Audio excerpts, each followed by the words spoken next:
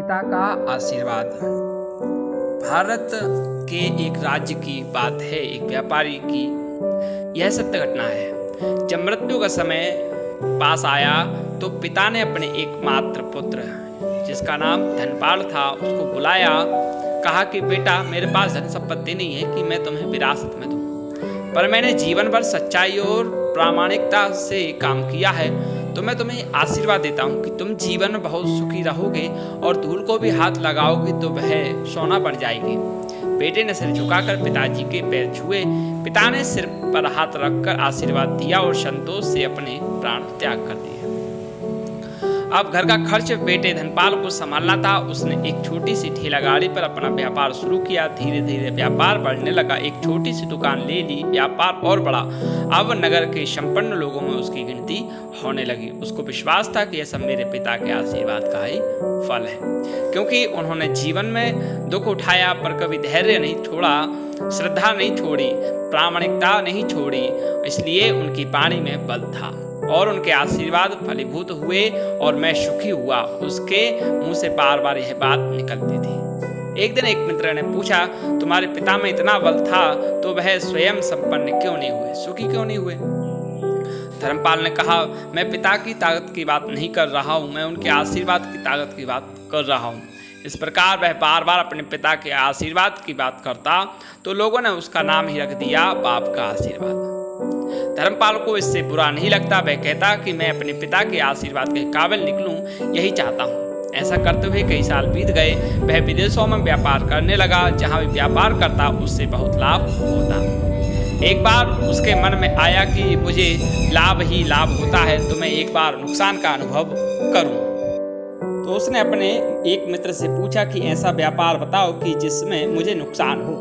मित्र को लगा कि इसको अपनी सफलता का और पैसों घमंड आ गया है।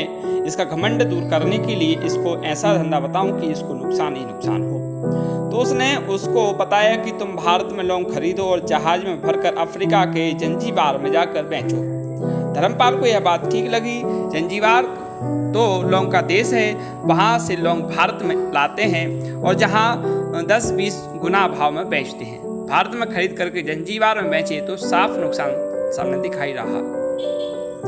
परंतु धर्मपाल ने तय किया कि मैं भारत में लौंग खरीद कर जंजीबार खुद लेकर जाऊंगा, देखूं कि पिता के आशीर्वाद में कितना साथ देते हैं।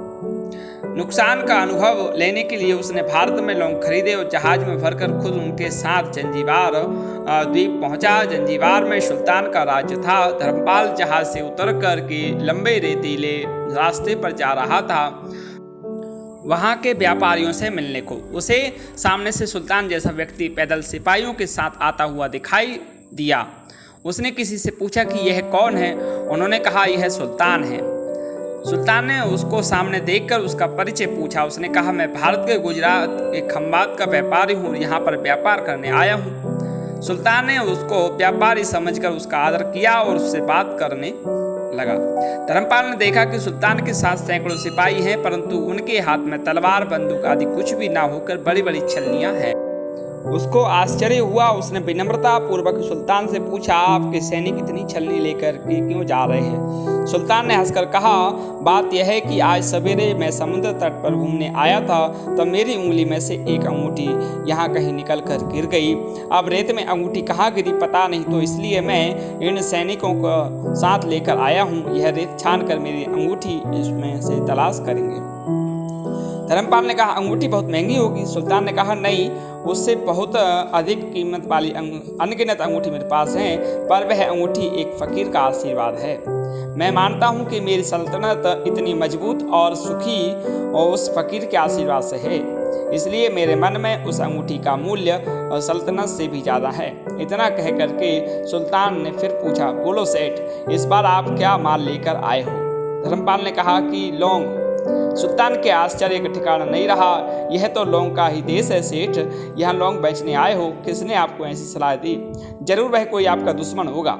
यहाँ तो एक पैसे में मुट्ठी भर लौंग मिलते हैं, यहाँ लौंग को कौन खरीदेगा? और तुम क्या कमाओगे? धर्मपाल ने कहा, मुझे यही देखना है कि यहाँ भी मुनाफा होता है या नहीं। मेरे पिता के आशीर्वाद से आज तक मैंने जो धंधा किया उसमें मुनाफा ही मुनाफा हुआ, तो अब मैं देखना चाहता हूँ कि उनके आशीर्वाद यहाँ भी फलते हैं या नहीं। सुल्तान ने पूछा, पिता का आशीर्वाद, इसका क्या मतलब? धर्मपाल ने कहा, मेरे पिता सारे जीवन ईमानदारी और प्रामाणिकता से काम करते रहे परंतु धन नहीं कमा सके। उन्होंने मरते समय मुझे भगवान का नाम लेकर मेरे सिर पर हाथ रखकर आशीर्वाद दिए थे कि तेरे हाथ में धूल भी सोना बन जाएगी। ऐसा बोलते बोलते धर्मपाल नीचे झुका और जमीन की रेत से एक मुट्ठी भरी और सुल्तान के सामने मुट्ठी खोलकर उंगलियों के बीच में से रेत नीचे गिराया। तो धर्मपाल और सुल्तान दोनों का आश्चर्य का पार नहीं रहा।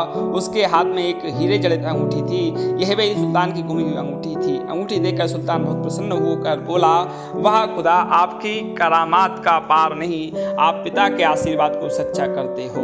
धर्मपाल ने कहा, फकीर के आशीर्वाद को भी वही परमात्मा सच्चा करता है। सुल्तान और खुश हुआ, धर्मपाल को गले लगाया और कहा, मांग सेठ, आज तू जो मांगेगा मैं दूंगा। धर्मपाल ने कहा, आप 100 वर्ष तक जीवित रहो और प्रजा का अच्छी तरह से पालन करो, प्रजा सुखी रहे, इसके अलावा मुझे कुछ नहीं चाहिए। सुल्तान और अधिक प्रसन्न हुआ। उसने कहा, सेठ, तुम्हारा सारा माल मैं आज खरीदता हूँ और तुम्हारी मुंह मांगी कीमत दूंगा। इस कहानी से हमें शिक्षा मिलती है कि पिता के आशीर्वाद हो तो दुनिया की कोई भी ताकत कहीं भी तुम्हें पराजित नहीं कर सकती, न होने देगी। पिता और माता की सेवा का फल निश्चित रूप से मिलता है। आशीर्वाद जैसी और कोई संपत्ति नहीं। बालक के मन को जानने वाली माँ और भविष्य को संवारने वाले पिता, यही दुनिया के दो महान ज्योतिषी हैं। अपने बुजुर्गों का सम्मान करें, यही भगवान की सबसे बड़ी सेवा है।